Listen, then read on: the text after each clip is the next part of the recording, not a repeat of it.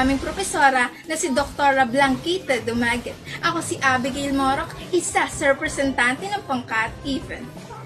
Makinig at matuto si ipapamalas na paghalili ni Kem Ipora para sa pangkat even at Elizabeth Salion para sa pangkat ad. Kem Iporak at Elizabeth Salion, kamusta naman kayo dyan? Maraming salamat, Binibining Morok, sa maikling pagpapakilala sa akin. Ito naman at mabuti ang aking kalagayan. Ikaw ba, Binibining Salion? Kamusta ka naman dyan? Mabuti at maayos rin naman ako, Ginong Iporak, at maraming salamat, Binibining Morok.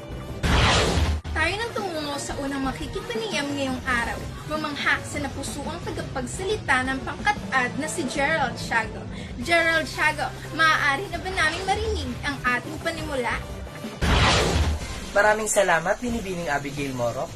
Ang mga taong may mataas na antas na emosyonal na talino o EQ at talinong panlipunan o SQ ay may posibilidad na mapagaan ang kanilang mga buhay kaysa sa mga taong may mataas na antas na talinong pagkaisipan. Sa kabilang banda, ang mga taong may mababang antas na emosyonal na talino at talinong panlipunan ay natatagpuang nahuhuli.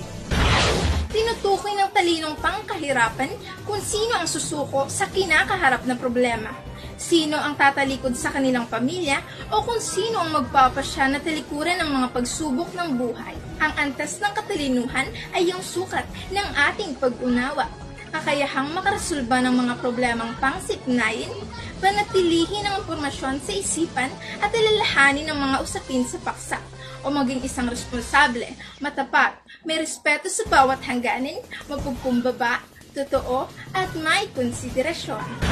Sa kasalukuyan, ang mga taong may mataas na antas ng talino ay madalas na uwing tinatanggap sa trabaho ng mga taong may mataas na emosyonal na talino. At ang mga kapwa naman natin na may mataas na talinong panlipunan ay kadalasang nagtataglay ng pangkaraniwang talino lamang. Ang iyong talinong panlipunan ay nagre-representa ng iyong karisma. Ang iyong emosyonal na talino ay kumakatawan sa iyong buong pagkatao. Mas epektibong paraan ang pagharap sa isang pagsubok at pag-aayos ng problema, ang mabobuo ng pinagsama nating emosyonal na talino at talinong panlipunan. Sa mga magulang, ang inyong mga anak ay nararapat na ilantad sa iba pang uri ng mga larangan ng buhay maliban sa akademya. Mas paunlarin ang kanilang emosyonal na talino o EQ, talinong panlipunan SQ at talinong pagkahirapan AQ. Sila ay dapat na maging matatag na harapin ang madaming pagsubok at makayanan na gawin ang mga bagay na nag-iisa na walang tulong sa kanilang mga magulang. Panghuli, huwag mong paghandaan ang iyong anak. Sa halip, ihanda ang iyong anak para sa landas na kanyang lalakaran. Upang lubos na maunawaan ito, halina't pagnilayan pa natin sa mas malalim na paraan. Ang talinong panlipunan o SQ ay ang abilidad sa pagkilala ng isang tao o kanyang kapwa. Ang katalinuhang ito ay nabubuo o nakukuha sa karanasan ng ibang tao at pagkatuto sa tagumpay at kabiguan sa pamamagitan ng social settings. Ito ay karaniwang tinutukoy na taktika, sentido komon o isip, o ang pagiging hindi madaling malinlang. At ang talino sa kahirapan ay isa sa mga maaaring pahiwatig ng isang tagumpay ng isang tao. At ito rin ang pangunahing nakatutulong upang mahulaan ang pag-ugali, pagod ng utak, pagtitiyaga, mahabang buhay, kaalaman at pagtugon sa pagbabago ng kapaligiran. Ang mga karunungang ito ay talagang napakahalaga sa isang tao. Maaari nitong mapaunlad ang isip at perspektibo ng tao sa kanyang buhay. Kusa itong nabubuo sa ating sarili. Ang ating gagawin na lamang ay kung paano ito mapapalaki at mapapaunlad. Simula pagkabata natin ay nararanasan natin ang mga ito. Kahit sa simpleng sitwasyon ay maaari natin itong magamit. Ang isang halimbawa nito ay ang talinong panlipunan o SQ. Sa simpleng pag-uusap ng isang tao o pagkausap ng isang kaibigan ay nagpapakita ng pakikisalamuha na laman sa talinong panlipunan o SQ.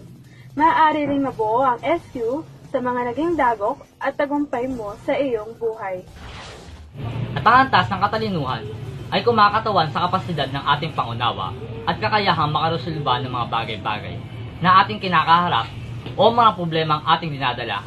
Kaya naman, mahalagang maunawaan rin natin na ang bawat nilalang sa mundo ay may kanya-kanyang sukat ng antas ng katalinuhan.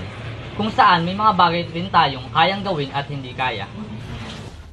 Ang emosyonal na talino o EQ ay tinukoy bilang kakayahan ng isang individual na kilalanin, suriin, kontrolin at ipahayag ang mga emosyon. Ang mga taong may mataas na EQ ay karaniwang gumagawa ng mahusay na mga pinuno at mga manlalaro ng koponan dahil sa kanilang kakayahan maunawaan, makiramay at kumonekta sa mga tao sa kanilang paligid. Ang bawat tao ay may individual na kakayahan at karunungan. Nakadepende lamang ito sa kanila kung paano ito nila maipapaunlad o mailalabas. Ang mga karunungang ito ay ilan lamang sa pangkat ng mga karunungan ng tao, meron pang ilang karunungan ng tao na dapat paunlarin. Sa dalawang karunungang ito ay pinapakita lamang na kailangan mo maging responsable sa iyong mga gagawin o aksyon. Hindi mo kailangan sarilihin ang iyong mga problema. Balang araw ay kakailanganin mo rin ng mga katulong gaya ng kaibigan, pamilya, kasintahan at iba pa. Dito rin nadidetermina kung paano mo haharapin o kung haharapin mo ang dagok sa iyong buhay. Gayunpaman, sa halip na ipagkumpara natin ang ating mga sari-sariling antas ng katalinuhan, ay mas magandang pagtuunan na lamang natin ng pansin ang ating mga kayang gawin. Dahil ang antas ng katalinuhan ay naglalayon na magkaroon tayo ng kababaang loob at pagpapakatao. Ako, si Kem Iporak, representante ng Pangkat Iben. Ako ay sumusuporta. Ako si Gerald Dentesiago, representante ng Pangkat Iben, ay sumusuporta.